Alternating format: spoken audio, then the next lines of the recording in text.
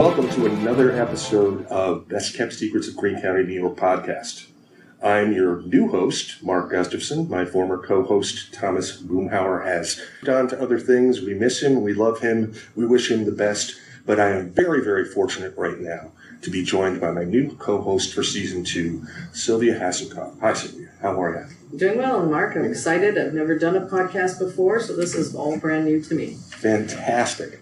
We are here at the only National Historic Site in Greene County, the Thomas Cole National Historic Site, with Executive Director Maura O'Shea. And I'm sorry, Jennifer, your title escapes me already? I'm the Director of Advancement. Director of Advancement. So you keep us all going forward. I'll keep the momentum going. That's fantastic. So we met this morning in the brand new Cole Center, I believe it's called, which is a welcome center which gives people their first experience when they enter the historic site. And it is just one of the most amazing spaces that I've been in. I haven't had a chance to be in it yet. However, when we got there and we started listening around, it's beautiful, it's open, it's got great windows and atriums and beautiful views, and it's really echoey. So we decided that we're going to go back to 1830, where Thomas Cole's original studio is, and that's where we're sitting right now. Maura, if you could let us know a little bit about your origin story, where you came from, and how you got here, how you got into this job. Wow. Well, I spent 15 years working at the New Britain Museum of American Art in Connecticut and living on the Connecticut River. Nice. So from one river valley to another fabulous river valley here in the Hudson River. I first visited the site in 2019 when I was part of a group from a foundation that was supporting the site's initiatives and education programming. And I fell in love, of course, as one does when you enter this really magical place of beauty and poetry and the spirit of Thomas Cole. Fast forward a few years, Betsy Jacks and the late Lisa Fox Martin approached me and wondered if I would be interested in joining the staff. And so in 2023, that's exactly what happened. I joined as deputy director, and in this past January of 25 took over as executive director upon Betsy Jacks' hard-earned, long retirement. Right, exactly. Now, we will all remember, those of us who were born and raised here in Greene County, remember Cedar Grove, or the Thomas Cole site as it is now, as where Thomas Cole lived and did his work and why he located here and was able to look off of his porch and see a different view of the Catskill Mountains every single day. To be outdone by a protege to build a Moroccan castle across the river so that he had a better view. I can understand that's a Frederick Church thing, just in case anybody's listening. Something that has transformed, especially since you became involved, Maura, into a much more open, inviting, and amazingly interactive space. Jennifer, can you tell us a little bit about how you've advanced what has been in the past to where we are now? Yeah, I first started working at this site in the fall of 2016 with Betsy Jacks. This organization has grown, leaps and bounds doesn't even cover it. It is a whole different organization now. With, as you mentioned, the opening of the Cole Center just last year in 2024, all the pieces are really in place here. We have the 1850 main house where the artists live. We are sitting in the storehouse studio, which dates to around the 1830s, where he had his first studio building. It's now restored as he worked in half of it, and in the other half, we're sitting in the space that now is the site's first ever creative space, maker space, student space for kids to get messy and really kind of get creative after their visit. From this building, Cole designed his own studio building, something a bit nicer than this barn structure he envisioned himself, an Italianate building that was reconstructed in its original footprint, the 1846 new studio, which hosts rotating special exhibitions, has a state-of-the-art museum gallery with loaned works from all over the world. And to bring it all back, we finally have this landing place for visitors, a welcome center, a space for people to sit down and have coffee and admire the gorgeous gardens and grounds here. So it's finally really arrived and has the full capacity to be this community learning space, to really open it up to everyone, activate this place with programming, and it's just extraordinary what is happening here. And we are here on a beautiful Wednesday morning in early June, and already the visitors are just flocking in, which is amazing to me. We got into the parking lot this morning, and I'm like, there's already a bunch of folks here, and they're coming in, being greeted, and having a chance to explore. But you just reveal number one, best kept secret of the Thomas Cole House, is that you're telling me the space we're sitting in right now, young aspiring artists can come in and create things within the space where Thomas Cole created some of his masterworks? That's pretty impressive. Just drop it Anytime. in. It's wide open, and you have materials. There's watercolor painted. There are some prompts in case you need a little inspiration, or you can peek right behind us here through the door and see Thomas Cole's easels and materials that he was working with during his lifetime to find some extra inspiration. Sylvia, my esteemed co-host, that I'm very, very happy to have on board with Best Kept Secrets of Greene County, New York. You've been working on a very special project now for Thomas Cole directly, and not your role as one of the principals for Porcupine Soup Media, but in your alter ego. Well, being a true Gemini, I wear many hats. I only told you 2 of them. There are a few more, believe it or not. But yes, I remember fondly way back in 2010 when I was doing some preliminary research for Betsy Jacks on behalf of the Thomas Cole site. Jean Dunbar, who is a furnishings and interior specialist, was going to be kind of not reimagining, but recreating the space inside the main house as it was during Thomas Cole's time, but needed some base information, if it existed, as to what was in the house. Mm-hmm. And my role was to go through the rather vast archives of the owner, Uncle Sandy, Thompson, who was remarkably helpful to history by keeping every slip of paper that could possibly exist for every transaction he could possibly ever do.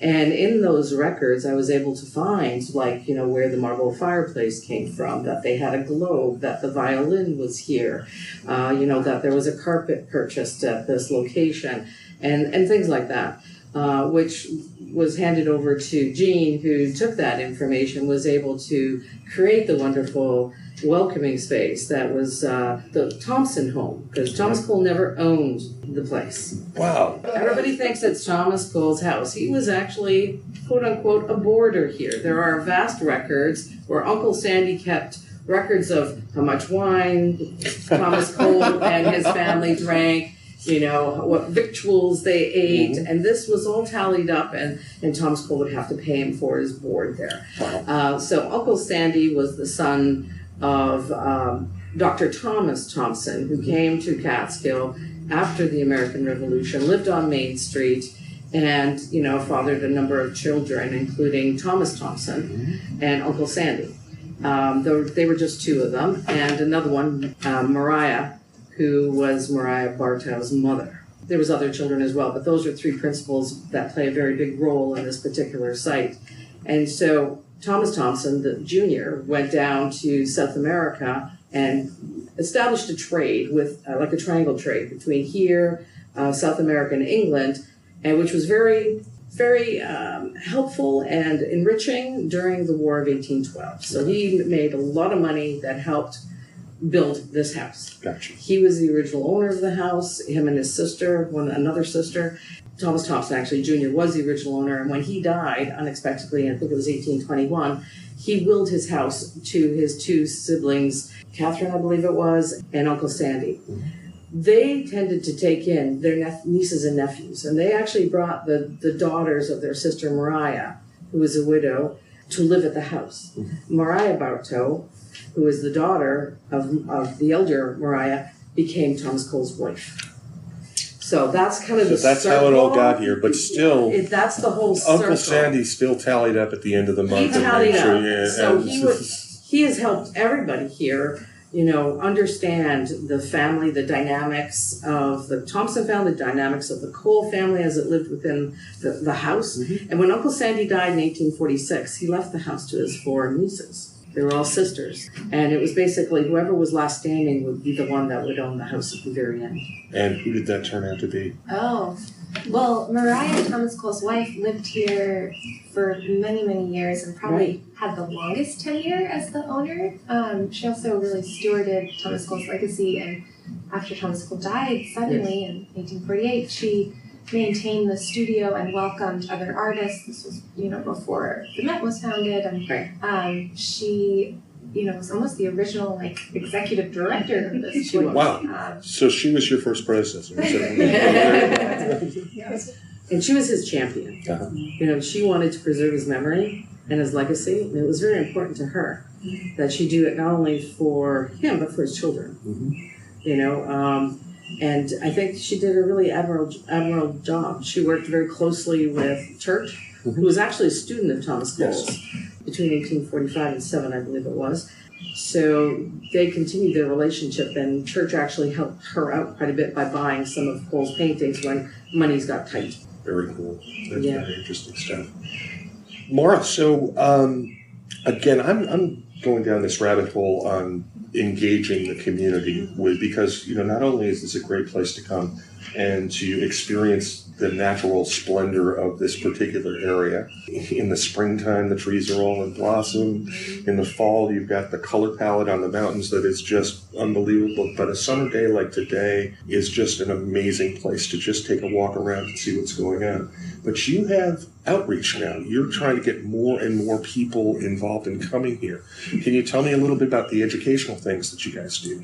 Yes, well, we're really excited, especially in 2025, to launch year-round activities of all types to engage visitors of all ages and interests. As you mentioned, take a stroll through the gardens. We've just planted wildflowers throughout the campus and redrawn some of the pathways. In partnership with local horticulturalists, we are offering a brand of tea and specially crafted by our very own Stinging Nettle right on Main Street here in Catskill. Stinging Nettle, formerly apothecary, now botanics. Yes. And, yes, great folks.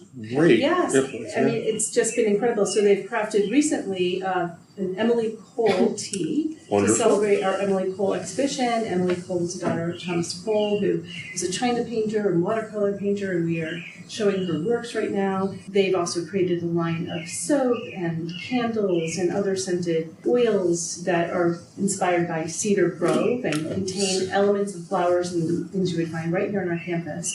We also have partnered with Cone Zero to offer kind of simulated China painting in the way that Emily Cole would have made her China right here at Cedar Grove. So we have another upcoming workshop with Cone Zero, and we have school children visiting regularly. Lectures throughout the year. Once a month we have what we call Sunday salons, and last May we featured Hudson Talbot, local artist and trustee, as we relaunched his book Picturing America. So we have republished it. We had a great launch party right over Memorial Day weekend, and we filled this storehouse space with all of his fans, and he brought us through the journey of his. I'm sure it was overflowing if it was Hudson Talbot. It was standing room only. Absolutely. Yeah. But you mentioned something about engaging younger students and things like that, which is, as you can see, I'm like a dog with a bone on this. Okay, the idea of being a young art student or somebody interested in art and being able to come and sit here and hear the history and actually create things in a space that has this much legacy to it. How do you handle corralling all those kids and getting all that done? Well, we have some fabulous staff. We have a great engagement team and fellows who do all of that very brilliantly. And why don't you tell a little bit more about how the fellows came to be? Because this is something that most people, this is another best kept secret, I think, from an educational point of view. What's the origin story? Well, we have two new fellows who have just arrived to start their fellowship, 2025 fellowship, and the origin story is probably something Jennifer could speak to really well. Yeah. So the site has a really unique fellowship program, which, I think we're into, about 15 years now, and it started as more of your typical intern program. But as the program developed, which is led by our chief curator, Kate McNary, and our director of engagement, Heather Parabeck, a need was identified in the field to help steward recent college graduates into pursuing a career in the arts. Because committing to graduate school is very expensive, it's very time consuming,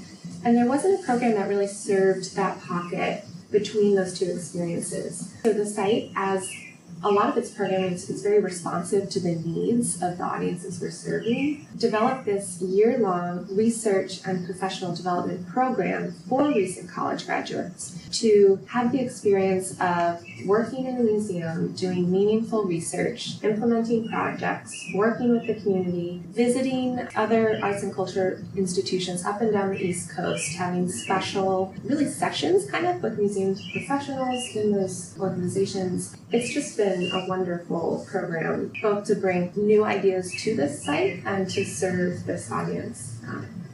So how does an aspiring college student or someone that's been thinking about going to graduate school for art apply to become a fellow at Thompson School? Yeah, that's a great question. So every, I think it's January, Kate and Heather launch the applications, and it's a open application. They work with, they try and do outreach, get the message out to a lot of professors at regional schools, and even across the country. We've had fellows from California and the middle of the country. And so yeah, everyone listening who might be a college senior, check thomascole.org in December, January, and the applications will be available. Sounds awesome. Now, you also have a tremendous social media presence that we've noticed. My wife, who's running around here taking all sorts of video and things to support this effort, she is like the most notorious Greene County Instagram follower that there is. She's constantly like, who's doing this, who's doing that, who's doing what. She knows more about what's going on here than I do, and constantly is bringing it to my attention. But she's like, Thomas Cole has really kicked it up a notch when it comes to what they're posting on Instagram.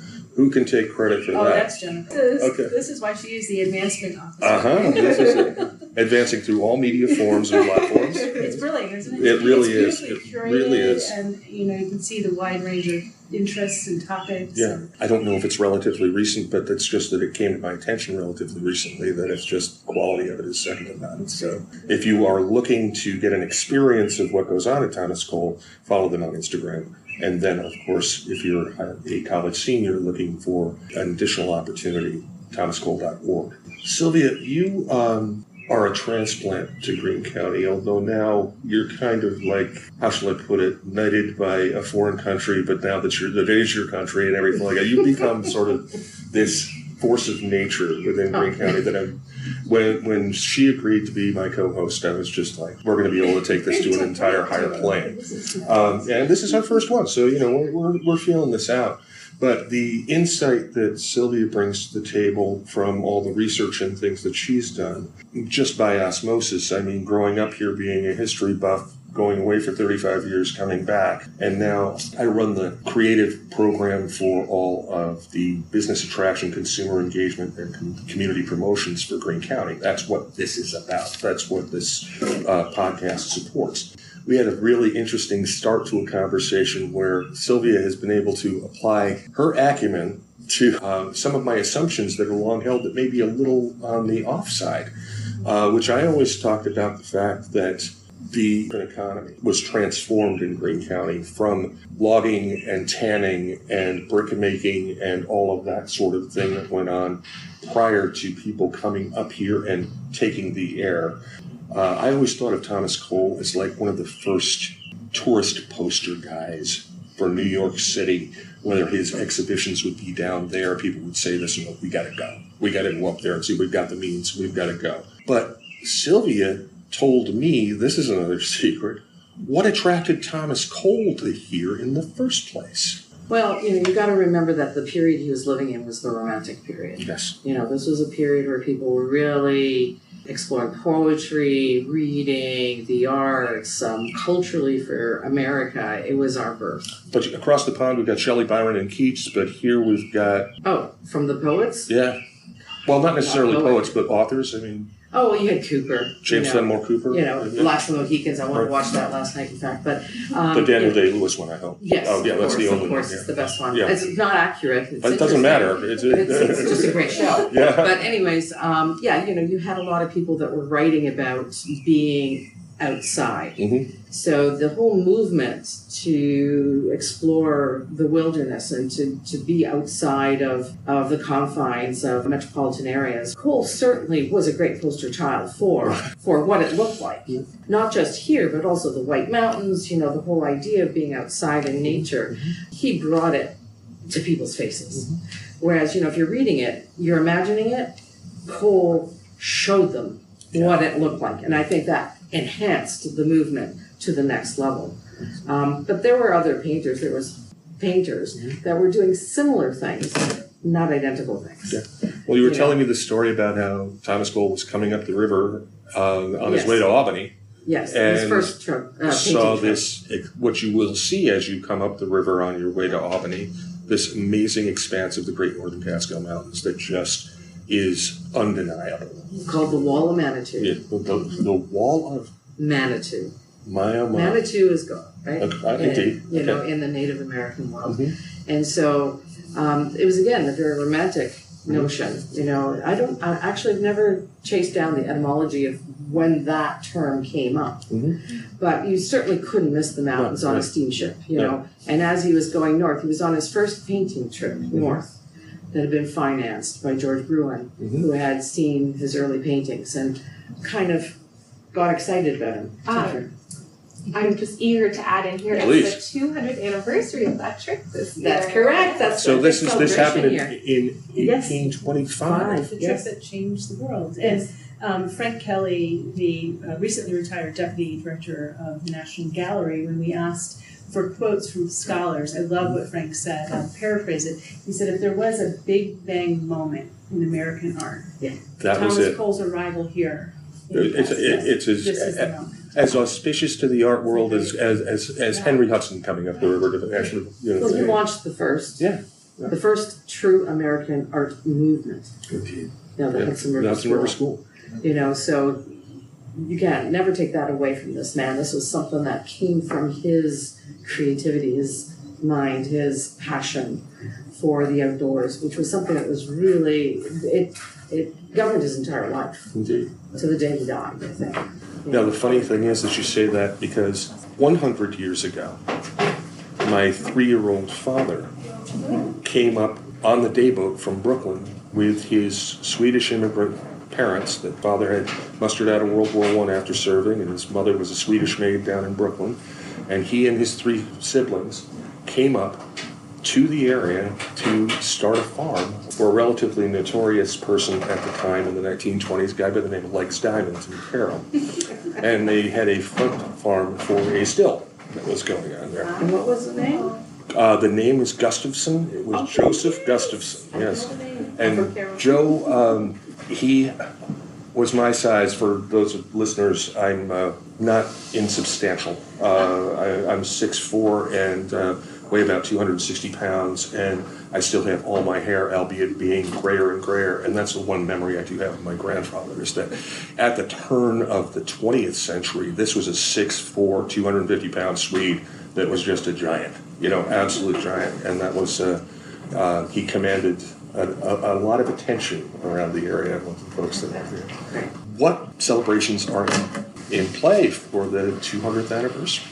Well, like I said, we did start with Hudson Talbot's relaunch, and we are having an incredible summer party right here for the very first time on our own campus. So our annual summer party has been hosted by our late chairman right down the road, and this year we are celebrating right here, and what better spot to be than on this beautiful campus. Fantastic. It's a historic moment.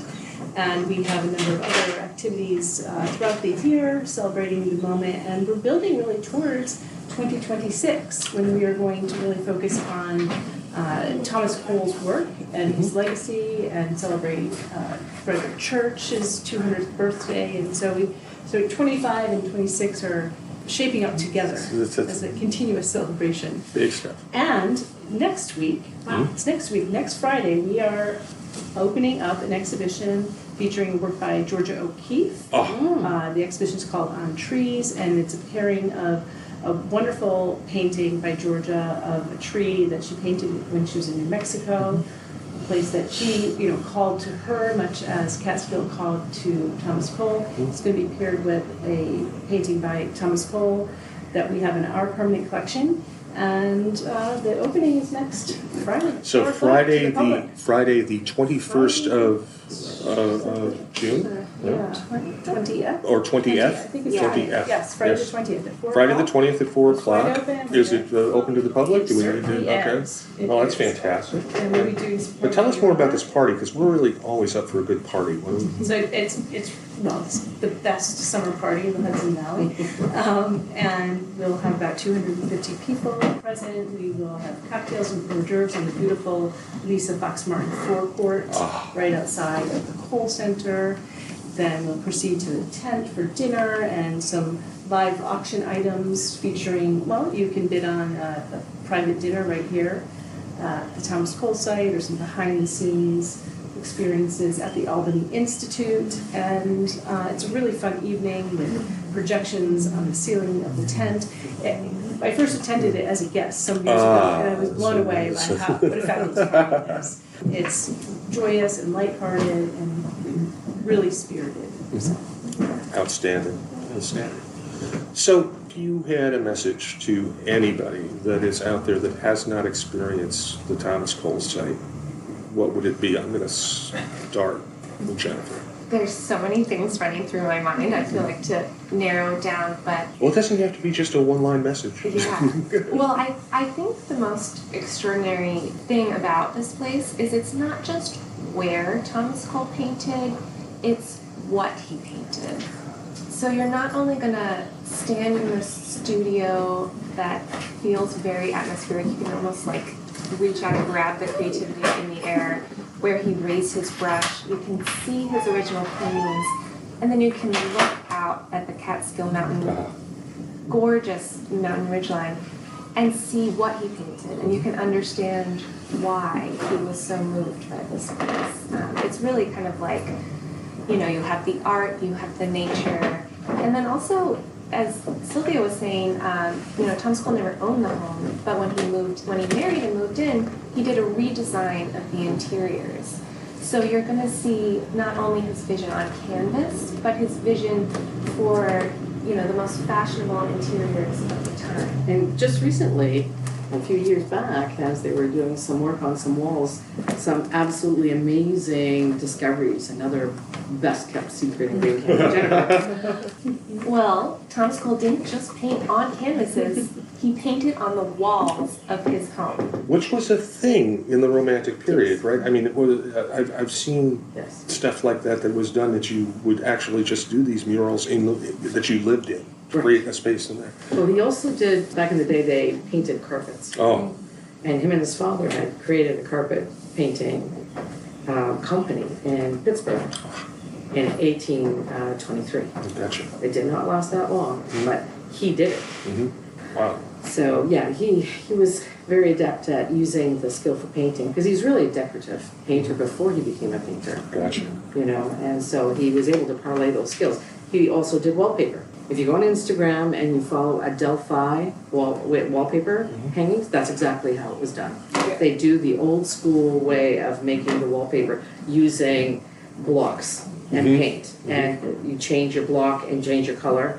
And they show you exactly how Thomas Cole would have made the wallpaper back in Steubenville. It's very interesting. So that's a little secret here in Greene County. That also just made me think, so Adelphi, oftentimes I open Architectural Digest and see their credit in a lot of these gorgeous homes that really value that kind of craft. And maybe another secret to throw out there is that our Cole Center was designed pro bono by an Architectural Digest 100 designer. Wow.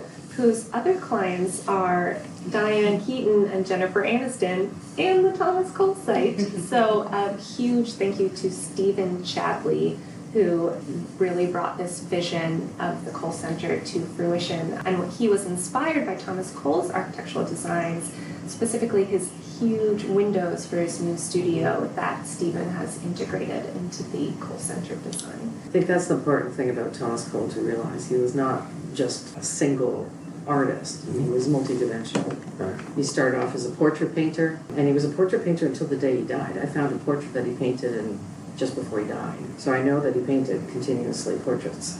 But he also, of course, was the master of landscape. Mm-hmm. But he was also an architect. He was a poet. He played music. He wrote. He was a true romantic artist. Absolutely. Maura, what can people do if they want to get more involved with the Thomas Cole National Historic Site? How can they come to support what your efforts are going on? Great question, and we have just launched a call to volunteers to encourage volunteers to join us in supporting our front-end operations, interacting with visitors. Eventually, we'd like to build a docent program for school children. We have these parties that we're hosting. We need volunteers to assist with that. It's a great way to support and have fun at the same time. And of course, as we're really looking closely at our land and our grounds and thinking ways to enhance the experience through new plantings, regenerative plantings. And so we will be recruiting a garden. Start with a visit. Yes. Ask somebody here just how to get involved if you are so inclined. And I can tell you the crew here is absolutely welcoming and wonderful. It has been an absolute pleasure, folks. Is there anything else that you want to add to this episode? Anything you wanted to discuss? I would just say the view off the porch, it's not a one-time view. No, you have to come often because it's always different and it's always you can come every day and take a look off that porch, right. And then it's absolutely fantastic. I think one of the nicest things about the Thomas Cole house is they're just not the house. They do have original paintings of Thomas Cole. And I think that's really important. Not all places have been so lucky. Yes, and so I think the Cole House has been really fortunate to be able to find people who feel strongly that their mission is so important that it needs to have representation of the artist on site. Jennifer, is there anything we missed that would help us advance your efforts here in advancement? I think this has been a fabulous conversation. Yeah, that's great. Well, we'd like to come back at some point as well because you've got a whole bunch of stuff going on. The things that we focus on here with Best Kept Secrets is not just how to come here, be a part of the community, start a business, but what other aspects of living and working in Greene County is just such a wonderful experience. And you talking about, your partnership in developing products to be sold here through a local business. I mean, you're hitting all my buttons with that one. So that's and we do appreciate you guys taking the time out to be Sylvia and my first interview in phase 2 of Best Kept Secrets. I wish you nothing but the best, and we'll hopefully stop down on the 20th to see the George O'Keeffe opening. Please do. And that would be fantastic, and stuff going on all year long. And we're launching a partnership with the Apollonia this winter, and so you should join. That's a next podcast. Absolutely. We'll have their team with us, and it's going to be a great partnership. Absolutely. Well, thank you again. Thank you. Thank you. Well, that's a wrap on the latest edition of Best Kept Secrets in Greene County, New York podcast, where we're letting the Catskills out of the bag. I want to thank you again to Maura and to Jennifer and to my co-host Sylvia. We'll be back. Stay tuned. We got places to go, things to do, and stories to tell.